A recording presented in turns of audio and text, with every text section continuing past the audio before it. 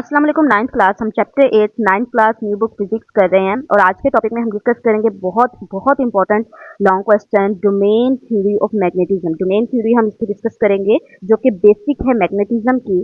तो चलिए स्टार्ट करते हैं इसे। इट इज ऑब्जर्व दैट कि देखा गया that the magnetic field of the bar magnet is like the field produced by the solenoid. Bar magnet की जो मैग्नेटिक फील्ड है वो असल में सोलिनॉइड की तरह ही है। सोलिनॉइड बेटा क्या होता है, ऑयल को कुछ इस तरीके से लूप बना लेते हैं, उसको हम सोलिनॉइड कहते हैं। ठीक है? जो मैग्नेट की मैग्नेटिक फील्ड है वो असल में सेम टू सेम है जैसे कि इस करंट कैरिंग सोलिनॉइड के अंदर होती है। इट सजेस्ट दैट, ये हमें क्या बताती है, that the magnetic field are due to moving charges. तो ये हमें ये बताती है कि जो मैग्नेटिक फील्ड है वो असल में किसकी वजह से है, मूविंग चार्जेस की वजह से है। In the case of solenoid, solenoid के अंदर the charges are moving in the wide. इस सोलिनॉइड के अंदर जो चार्जेस हैं वो असल में क्या कर रहे होते हैं, मूव कर रहे होते हैं। क्यों? क्योंकि यहाँ पे करंट मूव कर रहा होता है। ठीक है। The motion responsible for the magnetism in the magnet is due two electron. अब ये जो मोशन है जो मैग्नेट के अंदर होती है, इसका मतलब वो किसकी वजह से होती है, इलेक्ट्रॉन्स की वजह से होती है with in the atom of the material. यानी कि उन्होंने सिंपल इस पैराग्राफ के अंदर ये बताया है कि हमने ये ऑब्जर्व किया अभी तक मैग्नेट मैग्नेटिक फील्ड बना रहा था वो असल में सेम टू सेम थी जैसे कि इस सोलिनॉइड में बन रही थी। तो उन्होंने एक कंक्लूजन निकाला कि ये जो मैग्नेटिक इफेक्ट है, मैग्नेटिक फील्ड है, वो असल में किसकी वजह से हो सकता है, मूविंग चार्जेस की वजह से हो सकता है। We know that electron is the charge particle. हम जानते हैं कि इलेक्ट्रॉन जो है एक चार्ज पार्टिकल होता है। Also each electron in an atom is revolving around the nucleus and at the same time it is spinning about it's on axis through it. इस लाइन के अंदर सिंपल ये बताया गया कि आपको पता है एक एटम होता है, ठीक है, पॉजिटिव प्रोटॉन और न्यूट्रॉन उसके अंदर होते हैं और इलेक्ट्रॉन जो होता है यहाँ पर रिवॉल्व कर रहा होता है। अब आपको ये बात पता होनी चाहिए, जो इलेक्ट्रॉन है वो न्यूक्लियस के गिर्द भी रिवॉल्व कर रहा होता है और इलेक्ट्रॉन अपने गिर्द भी रिवॉल्व कर रहा होता है। यानी कि एक उसकी रोटेशन होती है अराउंड न्यूक्लियस और एक उसकी स्पिनिंग मोशन होती है, यानी कि इलेक्ट्रॉन अपने गिर्द भी ऐसे ऐसे घूम रहा होता है। ठीक है। यहाँ पे क्या बता रहे हैं कि वो इलेक्ट्रॉन जो है रिवॉल्व कर रहा होता है अबाउट द न्यूक्लियस, यानी कि न्यूक्लियस के गिर्द भी रिवॉल्व कर रहा होता है और अपने एक्सिस की गिर्द भी रिवॉल्व कर रहा होता है। जैसे कि हमारा सन और अर्थ है, हमारी जो अर्थ है वो भी जैसे कि हमने पढ़ा हुआ है कि हमारी जो सन और अर्थ है, हमारी अर्थ सन के गिर्द भी रिवॉल्व कर रही होती है, लेकिन हमारी जो अर्थ है वो भी गोल गोल स्पिन कर रही होती है अबाउट इट्स एक्सिस। बिल्कुल इसी तरीके से हमारा जो इलेक्ट्रॉन है वो न्यूक्लियस के गिर्द भी घूम रहा होता है और अपने गिर्द भी स्पिनिंग मोशन कर रहा होता है। The rotation and spinning both give rise to magnetic field. अब ये जो इलेक्ट्रॉन की स्पिनिंग मोशन है यानी कि अपने गिर्द घूमने की मोशन है और रोटेशन मोशन है वो मैग्नेटिक फील्ड प्रोवाइड करती है इसको। Since there are many electron in an atom, जैसे कि हम जानते हैं कि इलेक्ट्रॉन बहुत सारे होते हैं एक एटम के अंदर, their rotation and spinning motion may be so to strengthen their magnetic field mutually और to cancel the effect of each. एक एटम के अंदर बहुत सारे इलेक्ट्रॉन्स होते हैं, हो सकता है वो कुछ इस तरीके से अरेंज हो कि उन दोनों की मैग्नेटिक फील्ड आपस में मैच कर जाए, यानी कि वो कुछ इस तरीके से अरेंज हो कि उन दोनों की मोशन आपस में मैच कर जाए। तो उन दोनों की मोशन अगर मैच कर जाती है तो वो क्या करेंगे, उसको इंक्रीज कर देंगे मैग्नेटिक फील्ड को। अगर उनकी मोशन आपस में ऑपोजिट हुई, यानी कि एक क्लॉकवाइज घूम रहा है और एक एंटी क्लॉकवाइज घूम रहा है, तो उन दोनों की मोशन तो आपस में कैंसिल हो जाएगी। जब एक दोनों की मोशन आपस में कैंसिल हो गई तो उनकी मैग्नेटिक फील्ड जीरो हो जाएगी। बिल्कुल इसी तरीके से अगर एक इलेक्ट्रॉन जो है क्लॉकवाइज घूम रहा है और दूसरा जो है एंटी क्लॉकवाइज घूम रहा है तो उनकी मोशन भी आपस में कैंसिल हो जाएगी। ठीक है। इसी तरीके से आपने ये देखना है कि वो इस तरीके से ओरिएंटेड हो, यानी कि इस तरीके से अरेंज हो इलेक्ट्रॉन के हो सकता है वो एक दूसरे को म्यूचुअली स्ट्रेंथ भी दे सके। ठीक है। हो सकता है वो एक दूसरे को स्ट्रेंथ दे रहे हैं और हो सकता है वो एक दूसरे के इफेक्ट को कैंसिल भी कर रहे होते हैं। इसका मतलब कि अगर तो इलेक्ट्रॉन्स एक एटम के अंदर ज्यादा से ज्यादा एक दूसरे को स्ट्रेंथ प्रोवाइड कर रहे हैं तो वो जो चीज है वो मैग्नेट हो सकती है। और एक बात तो देख ली हमने कि हर इलेक्ट्रॉन के पास मैग्नेटिक फील्ड तो होती है, लेकिन अब बात ये आती है कि क्या वो एक दूसरे को एडअप हो रही है या वो कैंसल आउट हो रही है। अगर तो एडअप हो रही है सारी की सारी मैग्नेटिक फील्ड इलेक्ट्रॉन की तो वो मैग्नेट बन जाएगा। अगर तो सबकी सब मैग्नेटिक फील्ड आपस में कैंसल हो रही है तो क्या हो जाएगा, नॉन मैग्नेटिक हो जाएगा। ठीक है, वो मैग्नेट नहीं बनेगा। If the atom has some resultant magnetic field, अगर तो एटम के पास कुछ मैग्नेटिक फील्ड प्लस हो जाते हैं, यानी कि अगर दोनों की मैग्नेटिक फील्ड, या मैं कहती हूँ ये दो इलेक्ट्रॉन्स हैं, इन दोनों की मैग्नेटिक फील्ड आपस में प्लस हो गई, रिजल्टेंट मैग्नेटिक फील्ड आ गई है यहाँ पर, तो यहाँ पर ये जो एटम होगा हमारा मटेरियल होगा, जाहिर है उसके अंदर सारे एटम सेम जैसे होंगे और सब एटम्स का कुछ ना कुछ प्लस हो रहे होंगे इलेक्ट्रॉन, तो वो क्या बिहेव करना स्टार्ट करेगा, it behave like a tiny magnet and it is called magnetic dipole. और इसी को हम कह देते हैं कि ये जो है टीनी मैग्नेट, इसको एक मैग्नेटिक डाइपोल बन गया है। हर एक एटम जो है एक टीनी मैग्नेट बनता जाएगा और उसी को हम कहते जाएंगे मैग्नेटिक डाइपोल। इस मैग्नेटिक मटेरियल की भी बहुत सारी टाइप्स होती हैं। First one is paramagnetic material. Short question बहुत ज्यादा इंपॉर्टेंट है, paramagnetic, diamagnetic and paramagnetic.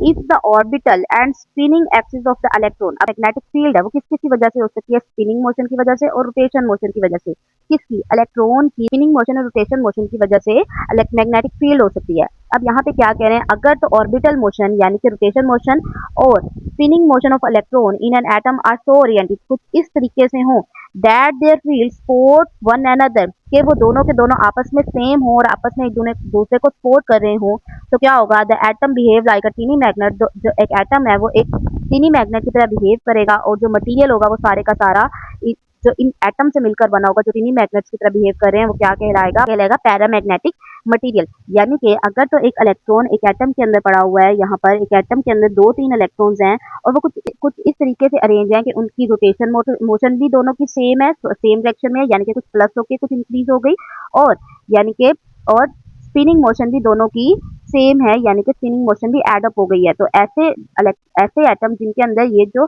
Spinning motion और ऑर्बिटल मोशन इस तरीके से अरेंज है कि वो एक दूसरे को क्या कर रही हैं, सपोर्ट कर रही हैं, तो ये जो एटम है वो असल में क्या बन जाएगा, एक टीनी मैग्नेट बन जाएगा। ठीक है, इसी तरीके से अब जाहिर है एक मटेरियल के अंदर बहुत सारे एटम होते हैं, एक और एटम है वो भी कुछ इस तरीके से, जाहिर है सेम सेम एटम्स ही है ना, तो ये भी एटम इसका मैग्नेट बन गया, ये भी एटम इसका मैग्नेट बन गया, इसी तरीके से एक पूरे मॉलिक्यूल में बहुत सारे एटम जो है टीनी मैग्नेट बनते जाएंगे।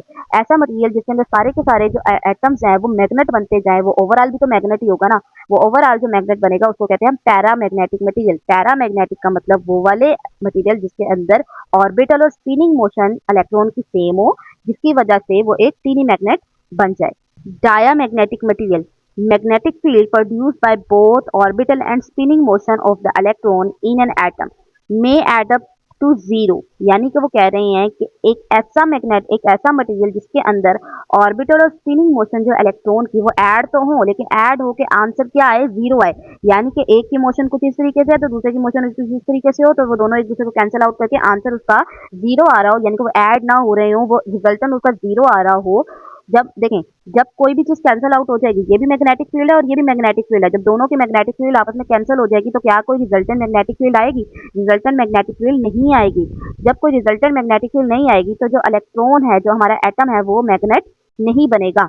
इन this case the atom has no resultant field, इस केस के अंदर ये जो हमारा पूरा एटम है, ये मैंने एटम बनाया बॉक्स के, ये जो हमारा पूरा एटम है ये एक मैग्नेट नहीं बनेगा, क्योंकि इसके अंदर कोई भी रिजल्टेंट मैग्नेटिक फील्ड आई ही नहीं। रिजल्टेंट मैग्नेटिक फील्ड यानी कि कुछ ना कुछ एड अप हो जाता, सही तरह आंसर आ जाता, तो हम कहते हैं उसका कोई मैग्नेटिक फील्ड है, लेकिन यहाँ पे आंसर ही जीरो आ रहा है, तो इसका मतलब यहाँ पे कोई मैग्नेटिक फील्ड ही नहीं है। The material which such atom are called diamagnetic material, तो इस एटम को हम क्या कहते हैं, डायामैग्नेटिक मटीरियल कहते हैं।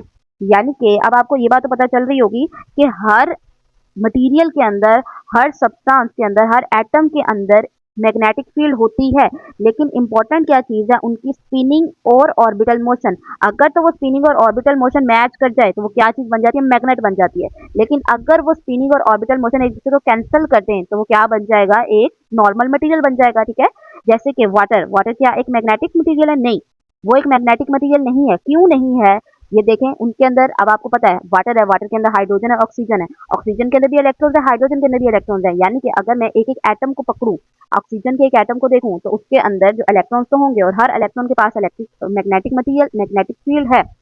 लेकिन अब इससे मुझे ये बात पता चलती है कि अंदर जो इलेक्ट्रॉन्स पड़े हुए हैं वो कुछ इस तरीके से अरेंज है कि उनकी उनकी मैग्नेटिक फील्ड आपस में कैंसल आउट हो गई है, आंसर उसका जीरो आ रहा है, तभी तो वो मैग्नेट नहीं है। ठीक है, तभी तो वो मैग्नेट नहीं है। ठीक है, जो इसका मतलब जो मैग्नेट होते हैं उनके अंदर जो ऑर्बिटल और स्पिनिंग मोशन है वो कुछ इस तरीके से अरेंज होती है कि आंसर जीरो नहीं आ रहा होता है, इसी वजह से वो मैग्नेट होते हैं। और जिनके अंदर आंसर जीरो आ जाएगा, दोनों को प्लस आउट करके, उनके वो मैग्नेट नहीं होते। जैसे कि वाटर हो गया, कॉपर हो गया, बिस्मथ हो गया, इनके अंदर इलेक्ट्रॉन्स प्रेजेंट है, लेकिन उन दोनों की मैग्नेटिक फील्ड, इलेक्ट्रॉन्स की मैग्नेटिक फील्ड आपस में कैंसल आउट हो जाती है और आंसर क्या आ जाता है, जीरो, जिसकी वजह से ये मैग्नेट नहीं रहते। जो स्पेशल टाइप है वो है ferromagnetic material. There are some solid substance such as iron, steel, nickel, cobalt etcetera which cancellation of any type does not occur for large group of neighboring atom of the order of 10 raised to power 6 because they have electron spin that are naturally aligned parallel to each other।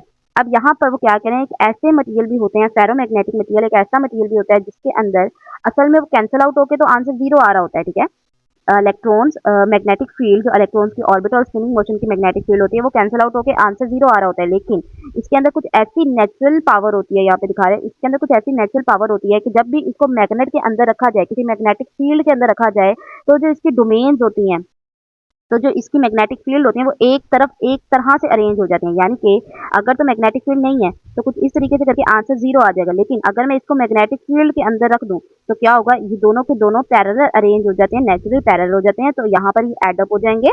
एक magnetic field ऐसी है, कुछ magnetic field ऐसी है, ठीक है, यानी कि ऑपोजिट है एक दूसरे के, तो इसका आंसर क्या आएगा 0। फेरोमैग्नेटिक भी ऐसे ही मटेरियल होते हैं जिनका आंसर 0 आ रहा होता है। लेकिन अगर आप इसको मैग्नेटिक फील्ड दे दो तो क्या होगा, इसकी जो डोमेन्स है वो असल में सीधी होना स्टार्ट हो जाएंगे, पैरेलल होना स्टार्ट हो जाएंगे। अब यहाँ पर ये क्या हो गए हैं, पैरेलल हो गई हैं, यानी कि ऐड हो गई हैं।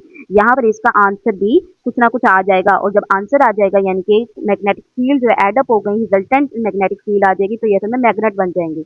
यानी कि जैसे कि आपको आयरन का पीछे पड़ा, आयरन असल में मैग्नेट नहीं होता, लेकिन जैसे ही हमने इसको मैग्नेटिक फील्ड के अंदर रखा, मैग्नेट के पास लेकर जाए, तो ये भी असल में क्या बन जाता है, एक मैग्नेट बन जाता है। और इसका एरिया, एटम्स का एरिया क्या होता है, 10⁻�6 होता है। These materials are called ferromagnetic material. The group of atom in this type of material form a region of about 0.1 millimeter size that are highly magnetized, जो कि बहुत ज़्यादा मैग्नेटाइज होते हैं। ये जो आपको रीजन दिख रहा है, ठीक है, ये डोमेन कहलाता है, जो कि 0.1 मिलीमीटर का होता है, जो कि हाईली मैग्नेटाइज होता है। This region is called magnetic domain, और इस रीजन को आप क्या कहते हैं, मैग्नेटिक डोमेन कहते हैं। ईच डोमेन, हर domain behave as the small magnet, हर डोमेन क्या कर रही होती है, एक मैग्नेट की तरह बिहेव कर रही होती है, जिसके पास अपना एक नॉर्थ और अपना एक साउथ मटेरियल होता है। अब देखो यहाँ पर आपको नजर आ रहा होगा, यहाँ पर डोमेन्स जो है एक जैसी हैं, यानी कि यहाँ पर दोनों डोमेन्स एक जैसी हैं, यानी कि क्या हो रही है, एडअप हो रही है। जब एडअप हो जाएंगी तो हमने क्या कहा था, वो जो एक इलेक्ट्रॉन है, एटम है, वो ये पार्ट जो है एक मैग्नेट की तरह बिहेव करेगा। अब ये पार्ट जो है ये एक मैग्नेट की तरह बिहेव करेगा, और मैग्नेट के पास अपना एक नॉर्थ पोल एक साउथ पोल लाजमी होता है। अलाइनमेंट ऑफ डोमेन, यानी कि डोमेन किस तरीके से अरेंज होंगी in the domains in a ferromagnetic materials are randomly oriented. अब ये एक फेरोमैग्नेटिक मटेरियल बनाया हुआ है जिसके अंदर जो डोमेन है वो असल में रैंडमली अरेंज होती है। देखें, कुछ डोमेन्स कुछ इस तरीके से अरेंज है और कुछ डोमेन्स कुछ इस तरीके से अरेंज है, ठीक है। अब हर डोमेन जो है रैंडमली अरेंज है। The magnetic field of the domain cancel out so that the material does not display any magnetism. अब ये सारी की सारी जो डोमेन्स हैं वो असल में एक दूसरे के इफेक्ट को कैंसिल कर रही है। कैसे कैंसिल कर रही हैं, अब देखें, यहाँ पर ये ऊपर की तरफ है और ये नीचे की तरफ है, यानी कि दो ऊपर की तरफ है और दो नीचे की तरफ है, ठीक है। तो ये एक दूसरे को के इफेक्ट को क्या करेंगी, कैंसिल करेंगी। इसी तरीके से बहुत सारी ऐसी, जैसे कि ये इसको कैंसिल कर रही है, ठीक है, इसी तरीके से बाकी सारी भी एक दूसरे को, जैसे ये इसको कैंसिल कर रही है, ये एक दूसरे को कैंसिल आउट करती जाएंगी।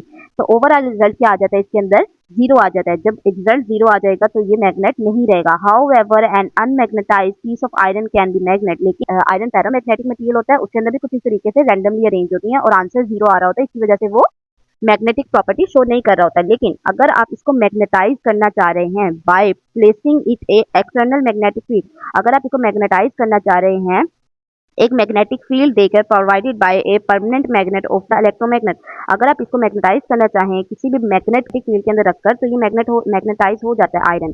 कैसे हो जाता है उसको देखते हैं। The external magnetic field penetrates the unmagnetized iron and includes and induce magnetism in it by causing two effects।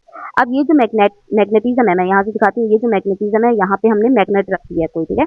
जब यहाँ पे मैंने मैग्नेट रख दिया तो यहाँ पर इस आयरन के अंदर मैग्नेटिज्म इंड्यूस होगी। अब मैग्नेटिज्म कैसे इंड्यूस होगी, पहले एक एग्जांपल देखते हैं। अब देखो, एक बच्चा जिसके पास पहले से 5 रुपए हैं, ठीक है, एक बच्चा जिसके पास 2 रुपए हैं और एक बच्चा जिसके पास 0 है, यानी कि कोई पैसे नहीं है। अब फादर ने उसको हर बच्चे को 2-2 रुपए देने हैं, ठीक है, इस बच्चे को भी 2 रुपए दे दिए, इस बच्चे को भी 2 रुपए दे दिए और इस बच्चे को भी 2 रुपए दे दिए, यानी कि सिंपल दिए। तो बताओ, ये वाला जो है, जो इसके पास टोटल कितने रुपए हो गए, 7 रुपीज हो गए, इसके पास कितने हो गए 4 और इसके पास 2। सबको मिले तो बराबर, लेकिन अब ज्यादा पावरफुल कौन हुआ, ये वाला ज्यादा पावरफुल हो गया। ये भी, इसको भी उतने ही मिले थे, इसको भी, लेकिन सबसे ज्यादा पावरफुल ये वाला हुआ है, ठीक है। अब ये बताने का मकसद क्या है, ये जो है मैग्नेटिज्म 2 तरीके से इंड्यूस होती है। Those domains whose magnetism is parallel, वो वाली डोमेन जिनकी मैग्नेटिज्म पैरेलल है, यानी कि जो पहले से ही कुछ इस तरीके से हो, इसके अंदर यहाँ पे ये वाली, जैसे कि ये पहले से ही ऐसी है, और nearly parallel to external magnetic field, और जो कि थोड़ी सी कुछ इस तरीके से है, जो कि मतलब पैरेलल आराम से हो सकती हैं, ठीक है। Grow in size at the expense of other domains that are not oriented. अब पीछे हमने क्या किया था, एक बच्चा जिसको 5 रुपए दे दी, जिसको दिए उतने ही रुपए थे, 2 रुपए दिए थे, लेकिन उसके पास टोटल कितने पैसे हो गए थे, 7 रुपए हो गए थे। तो इसका मतलब है वो ज्यादा ग्रो कर गया था, ज्यादा स्ट्रॉन्ग हो गया था। इसका मतलब है जब हम यहाँ से मैग्नेटिक फील्ड देंगे तो इनके पास 2 रुपए ही आएंगे, लेकिन ये पहले से ही, इनके पास पहले से ही 5 रुपए हैं, तो ये ज्यादा ग्रो कर जाएगा, इनके पास मैग्नेटिक फील्ड ज्यादा हो जाएगी। इसी तरीके से ये वाला है, इसके पास भी उतने ही आएंगे, इतनी ही मैग्नेटिक फील्ड आएगी, लेकिन इसकी स्ट्रेंथ क्या हो जाएगी, ज्यादा हो जाएगी। और अब जाहिर है, अब देखो ये वाला जो है, इसको सीधा होने में, ऐसा होने में ज्यादा मैग्नेटिक फील्ड खर्च करनी पड़ेगी, यानी कि जितनी इसको मैग्नेटिक फील्ड मिलेगी वो इसको ऐसा करने में यूज कर देगा। In addition the magnetic alignment of other domain rotate and become oriented in the direction of external field. और जो दूसरी डोमेन्स होंगी, जैसे कि ये वाली डोमेन्स वगैरह की बात करें, ये क्या करेंगी, अपनी जो एक्सटर्नल मैग्नेटिक फील्ड है उसको यूज करेंगी ताकि वो बिल्कुल इस तरीके से पैरेलल अरेंज हो सके, ठीक है। As a result, iron is magnetized and behave like a mini magnet having its own north and south pole। अब यहाँ पे देखें आप, सारी की सारी डोमेन जो है सेम एक ही डायरेक्शन में आ गई हैं। क्यों डायरेक्शन में आई है, क्योंकि मैंने बाहर से क्या दिया था, बाहर से एक मैग्नेटिक फील्ड दी थी मैंने, ठीक है। आयरन मैंने इसके बाहर से एक बार मैग्नेट इसके पास रख दिया था, जिसकी मैग्नेटिक फील्ड की वजह से ये सारी की सारी डोमेन जो है अलाइन होना स्टार्ट हो गई। और अब ये अलाइनमेंट देखो बिल्कुल सेम है, ठीक है। जब ये बिल्कुल सेम होंगी तो इनका रिजल्टेंट क्या आ जाएगा, कोई ना कोई वैल्यू तो आएगी। अब ये कैंसिल आउट नहीं हो रही है एक दूसरे से, या कोई रिजल्टेंट वैल्यू लाजमी आएगी। जब रिजल्टेंट वैल्यू आएगी तो ये एक मैग्नेट बन जाएगा having its own north pole and south pole. अब यहाँ पे एक और बात है, अगर तो यहाँ से मैं मैग्नेट को हटा दूं तो क्या होगा, जैसे ही मैं मैग्नेट को हटाऊंगी ये सारी की सारी डोमेन जैसे ये पहले थी वैसे ही अरेंज हो जाएंगी। यानी कि ये भी एक टेम्परेरी टाइप ऑफ मैग्नेट ही है, फेरोमैग्नेटिक भी। हमें पता था ना, आयरन एक टेम्परेरी मैग्नेट है, टेम्परेरी मैग्नेट ही होते हैं ये। जैसे ही आप इसको मैग्नेटिक फील्ड के अंदर रखो तो कुछ ऐसी अरेंजमेंट हो जाती है सारी डोमेन्स की, और वो एक मैग्नेट बन जाता है। लेकिन जैसे ही आप मैग्नेट हटा दो या करंट इलेक्ट्रिसिटी हटा दो, ये दोबारा से क्या हो जाती है, रैंडम अरेंज हो जाती है, जिसके अंदर सारी की सारी मैग्नेटिक फील्ड आपस में एक दूसरे को कैंसिल आउट कर देती है।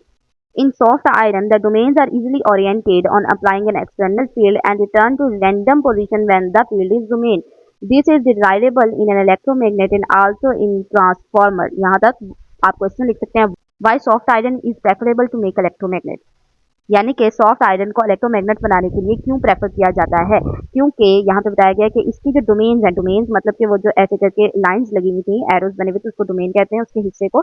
वो जो डोमेन्स हैं वो इजीली पैरेलल हो जाती हैं जब आप मैग्नेटिक फील्ड अप्लाई करो, ठीक है। और जैसे ही आप मैग्नेटिक फील्ड को रिमूव करो तो ये अपनी पुरानी पोजीशन पर वापस चली जाती है easily. On the other hand, बिल्कुल इसके opposite, steel is not easily oriented. जो स्टील की डोमेन्स होती हैं वो आराम से ओरिएंटेड नहीं होती, यानी कि आराम से वो बिल्कुल पैरेलल नहीं होती, उनको बहुत ज्यादा मैग्नेटिक फील्ड देनी पड़ती है। To change order it required very strong magnetic field. अब इसको इनकी डोमेन्स को, स्टील की डोमेन्स को अलाइन करने के लिए हमें बहुत ज्यादा स्ट्रॉन्ग मैग्नेटिक फील्ड देना पड़ता है। लेकिन बट वंस इट्स ओरिएंटेड, लेकिन जैसे ही ये ओरिएंटेड हो जाती है, यानी कि ऐसे से हो गई हैं, तो अगर आप मैग्नेटिक फील्ड हटा भी दो तो भी कुछ देर तक परमानेंट मैग्नेट के तौर पर एक्ट कर सकती हैं। रिटेन द अलाइनमेंट, बट एक दफा ये ओरिएंट हो जाए, एक दफा ये अलाइन हो जाए तो ये अपनी अलाइनमेंट को बरकरार रखती हैं, क्योंकि इन्होंने बहुत ज्यादा मैग्नेटिक फील्ड यूज की हुई होती है, इस वजह से ये बहुत ज्यादा अपने आप को स्टेबल रखती है कुछ देर के लिए। That is why steel is use to make permanent magnet. और इसी वजह से हम स्टील को यूज करते हैं परमानेंट मैग्नेट बनाने के लिए। यहाँ पे एक क्वेश्चन लिख लें आप, why steel is use to make permanent magnet, और इसका आंसर आप ऑन द अदर हैंड से लेकर यहाँ तक करेंगे। इस पैराग्राफ में 2 आंसर हैं, 2 क्वेश्चंस हैं, एक सॉफ्ट मैग्नेट के लिए, एक परमानेंट मैग्नेट के लिए। इन नॉन फेरोमैग्नेटिक मटेरियल, अब वो वाले मटेरियल जिसके अंदर डोमेन्स नहीं होती, फेरोमैग्नेटिक मटेरियल यानी कि वो वाला मटेरियल जिसके अंदर डोमेन्स होती हैं, और नॉन फेरोमैग्नेटिक मटेरियल यानी कि जिसके अंदर डोमेन्स नहीं होती। In non ferromagnetic material such as aluminium and copper, the formation of magnetic domains does not occur. और अब नॉन फेरोमैग्नेटिक मटेरियल के अंदर जब डोमेन्स ही नहीं होती तो मैग्नेटिक डोमेन्स बनना बिल्कुल भी इम्पॉसिबल होता है।